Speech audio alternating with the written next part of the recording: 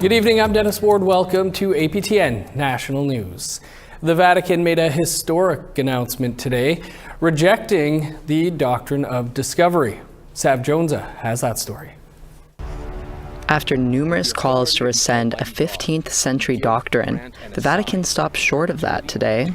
Instead, they repudiated the doctrine's concepts as never been considered expressions of the Catholic faith. The Doctrine of Discovery is widely known as a tool of colonization, used to justify Christian conquest of indigenous peoples and take their lands. Written in 1493, the doctrine asserts that European people and culture are superior to all others. Indigenous peoples in Canada have been calling for the modern Vatican to rescind it, cries that grew louder during the Pope's visit in July 2022. Rose LeMay, CEO of Indigenous Reconciliation Group, says that visit played into today's announcement. I do actually think that the Pope has been choosing to do his own learning journey. He spent quite a while on the lands of what we now call Canada, hearing from survivors of residential schools, which were completely enabled by the Doctrine of Discovery. And I think it took him some days and weeks to come to that point of admitting it was a genocide. This is a difficult learning journey. When one has been told through the traditions of centuries that, quote, we're doing the right thing, it takes a while to come around to the fact that, no, actually, this was not a good thing. There was nothing good about it.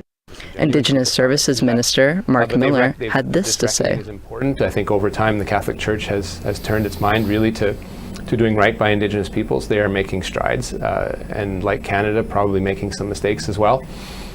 But I think it is important to recognize the work that got put into making this happen, and it doesn't come overnight. It doesn't come without the advocacy of Indigenous groups or work within the Vatican. So very historically significant, and I believe it is truly an important step in recognizing the harm that's been done by acknowledging the impact of these papal bulls. Sav Jonesa, APTN National News, Winnipeg. Joining us now to talk over the announcement is our Truth and Politics panel. Carrie Benjo, the editor of Eagle Feather News, and Egon Sinclair, a columnist at the Winnipeg Free Press and a University of Manitoba professor. Carrie and Egon, great as always. Carrie, let's start with you. What do you make of this, and what does it mean? I'm still stunned. I wasn't expecting it, but I'm just looking at the next steps. For a lot of people, I think they're still just going to be taking in the information, because this has been a long-standing demand by Indigenous people. When the Pope visited this summer, there were signs saying, rescind the Doctrine of Discovery. This is something that has been actively pursued for decades, and now to have some sort of movement on it, I think people are just right now just absorbing it, and so am I right now. Yeah, no kidding. Egon, your thoughts on this, and any idea on the timing of it? I think it comes on the heels of the visit from last summer. It's evidence that this is the most progressive Pope in history, trying to move what is a historically slow organization. To have something that this quickly to change within a year, we think back to just a year ago during the apology.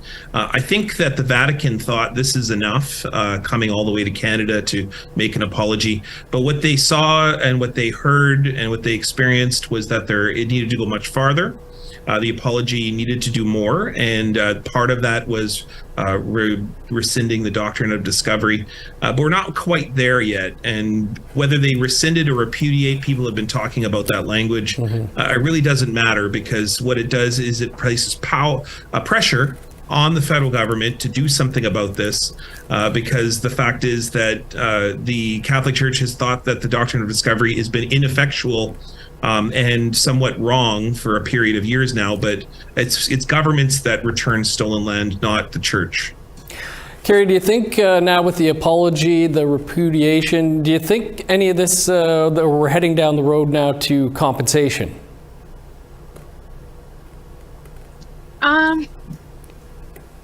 I think we see movement. I wasn't quite expecting, like Egon said, such quick movement on this, on this work, the work on the doctrine, I can now see this actually happening. Compensation actually coming forth, because for years I didn't think this was going to happen, and it happened. And so next step, I think, will probably be compensation, hopefully. Right. Nigan, as you mentioned, some talk around the language, whether it's rejecting, repudiating. The government of Canada has also rejected the doctrine of discovery. So is this move largely ceremonial? Well, like most things, I spoke to a reporter this morning, and I said, like most things with Indigenous peoples, it's fine and good to say whatever you want, but to take action on those things is the significant part. It's taken over 500 years for the Catholic Church to see us as human beings. What that means is to recognize that we have rights alongside, while we have different laws and governments, ways of doing things than European nations. It's taken Canada just as long to do that. Since the first moment of Canada, which has been built on the doctrine of discovery, by simply saying, oh, well, it doesn't have any purpose, or it's useless, or it's wrong, doesn't mean that Canada then turns around and returns all of the land that's been stolen. I said just a minute ago that the Catholic Church can't force the government to do so. The Catholic Church can take action and return the fact that they are on stolen land, return those lands which they've been given ownership to by the federal government to run things like residential schools, and give those back to First Nations.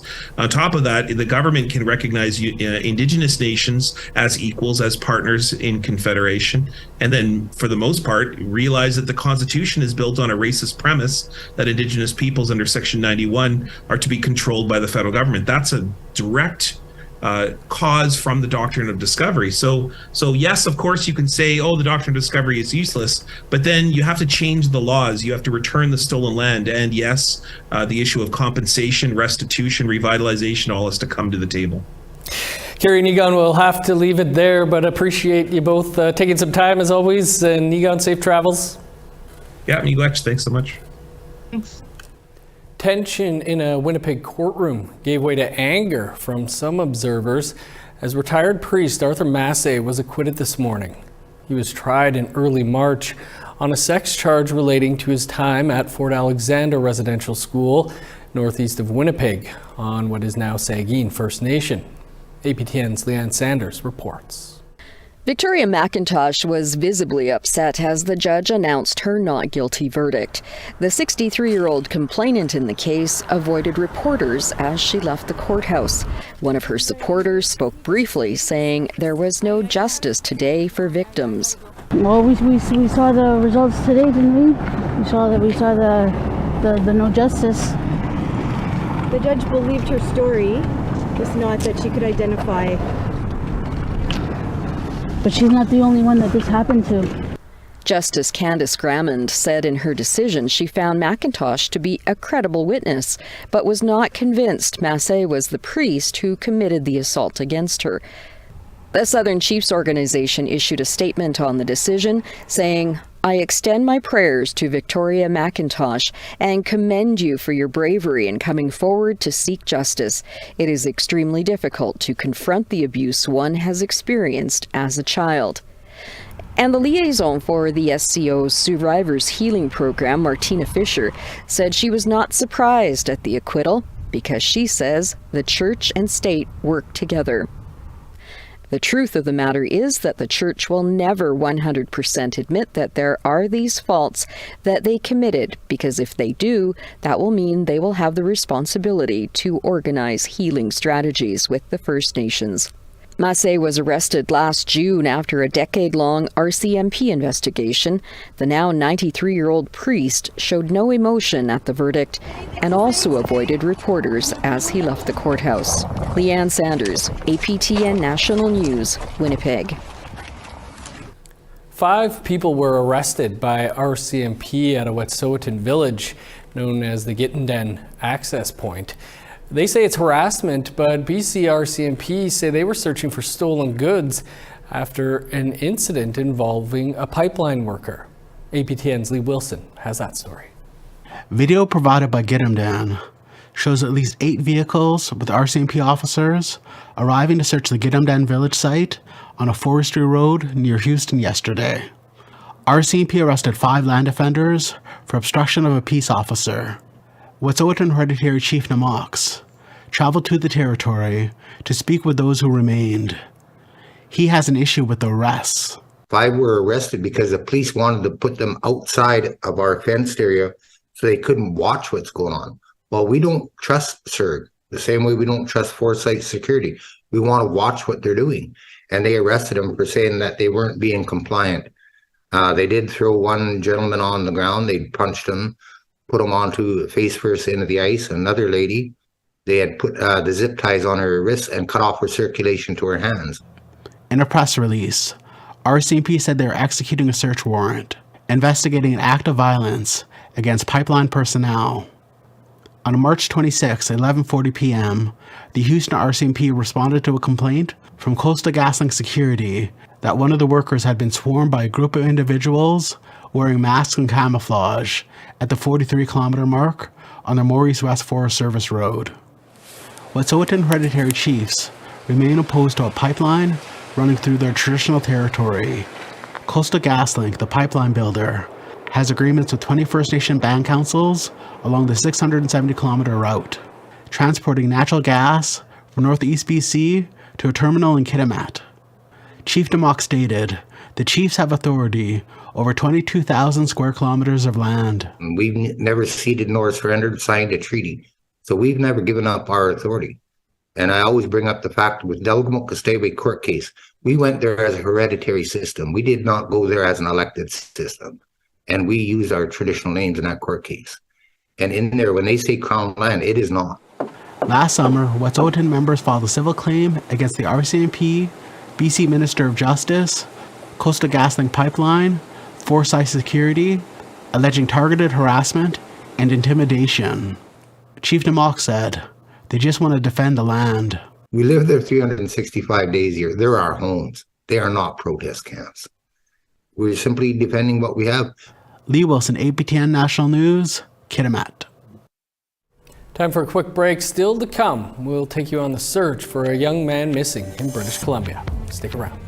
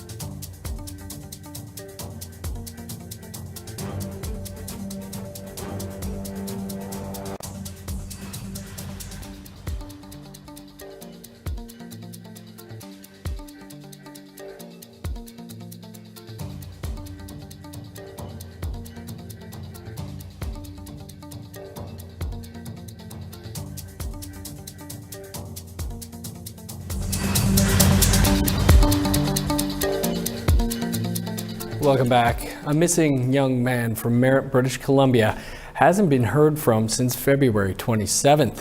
Tina House has part 2 of that story. So today, I believe we're going to head out down to Highway 8 towards Newayat Reserve and check the rivers, the hillsides, and yeah, go from there. Elijah Mack Sterling is Miguel Mack's oldest brother. He is heading up the search for his brother Miguel. 24-year-old Miguel Mack was last seen on February the 27th at this 7-Eleven convenience store in downtown Merritt, BC. Every day since he's been missing, family members and volunteers meet up at the family home to make a search plan. It's a daunting area to look, vast with mountainous terrain, rivers, creeks, swamps, and old abandoned buildings. Elijah says it's almost overwhelming to figure out what to do and where to go. This map shows areas circled in red, which have been searched already. We get places of interest, and then we go there, we find nothing, and it's like, okay, back to square one. And then the next day we do something again, and it's like dead end, come back. So to keep coming back to this map, trying to figure out where to go next, it comes harder and harder every day. Some days, 30 to 40 people volunteer to search for 24-year-old Miguel. But today, about 10 people have gathered at the family home, including Miguel's dad, Andrew Andy, who traveled here with his sister from Bella Coola to look for his boy. Yeah, the challenge is, will I be the one to find him? And what will I find if, in fact, I do come across him? And am I mentally prepared to deal with it? So that sort of wades through your mind, and it's really a moment of growth spiritually, because you got to dig deeper than yourself, and you know it has physical challenges, but the mental challenges just to be out there. Elijah is himself a young leader in the community. He says his background in administration and business helps him apply those skills to leading and organizing the search. And as we head out, I had a chance to talk with Elijah about combing these streets in downtown Merritt. Just like any search, you want to cover all grounds that, are possible leads. We've hit up and down alleyways. Sadly, Mom has checked through some dumpsters. And as we travel a few kilometers out of town to the backcountry, Elijah says the possibilities seem endless of where his brother could be, and will they find him alive. He also has to contend with being a leader for this search and just being a brother. Well, what makes it extremely challenging is that my brother and I, we grew up here. 20 years of our lives spent in these streets, whether it be swimming at the clay banks, part of town just over here, or going for a hike up this mountain here to the flagpole, going for bike rides. So lots of memories growing up here, and obviously never thought here you'd be looking for your brother. Sorry.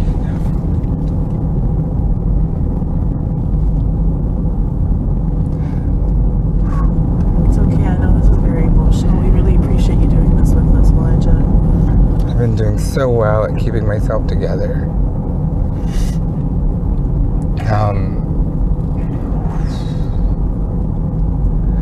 Yeah, just, so many memories in this town. And here at Spies Creek, after putting on hip waders and rubber boots, the search team prepares to search the water, and armed with long sticks, they poke at various places as they go, looking for anything that might help locate him. And for Elijah, he has another grim and difficult job, throwing an end of a rake attached to a rope and dragging the rope in the search of his own brother in the water. And for Miguel's dad watching from the bridge, you do what you have to do. If in fact we do find him, it really would help put closure. And back at Miguel's mom's house, otherwise known as the command center, there is hope that this is the day they find Miguel, or clues about what happened to him. I just want him to come home. I just want him home, and he's loved, he's missed, and his babies need him. We need him still. If you have any information about the disappearance of Miguel Mack, you are asked to call the police. You can remain anonymous. Tina House, APTN National News, Merritt.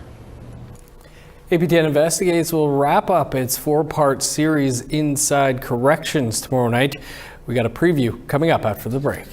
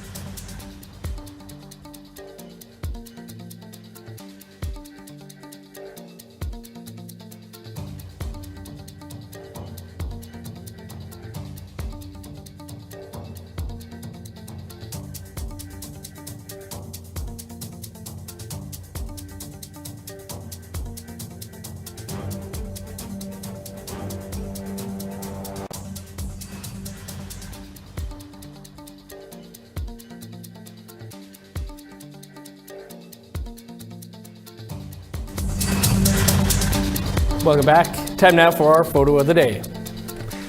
And this beauty was sent in by Clarence Jones, a photo of the Seven Sisters mountain range located along the Skeena River in the Gitxsan Nation in BC. Thanks for sharing, Clarence.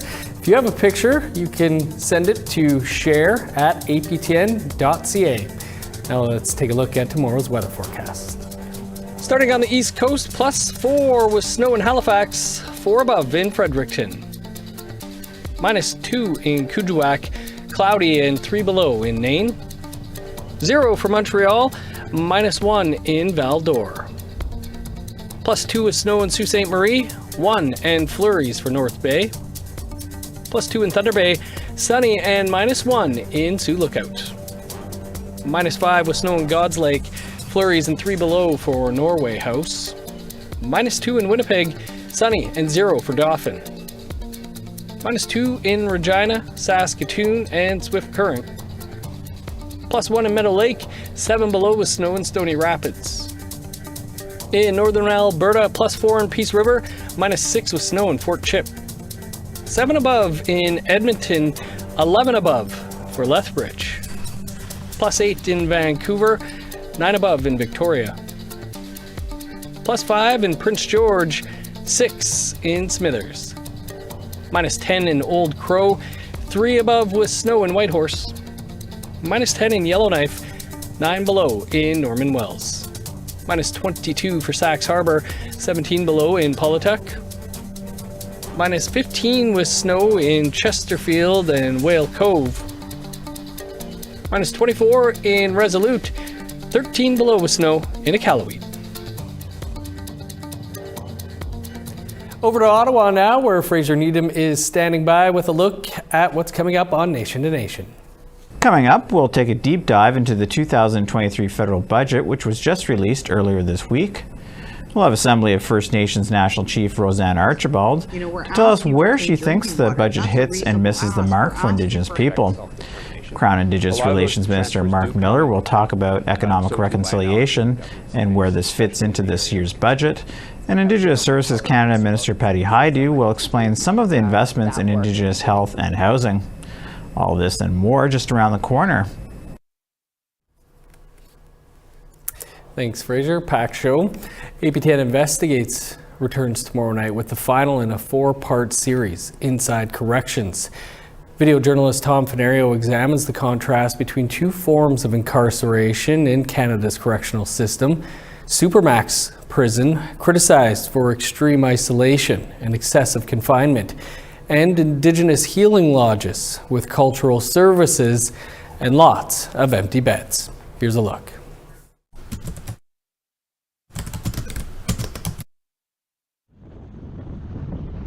I used to live in the moment all the time, and that caused me to think, oh well, this is it, this is the end.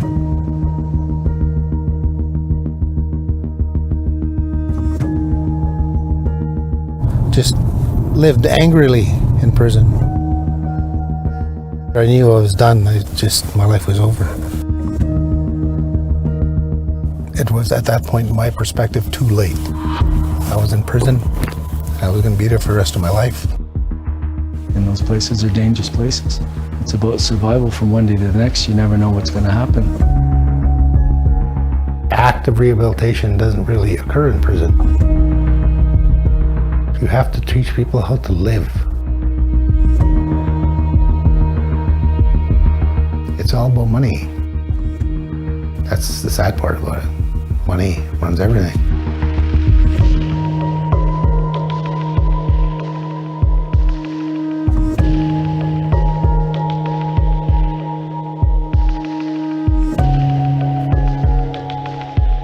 We don't have to be just down and out. You know, the poor beaten Indian, that's not us.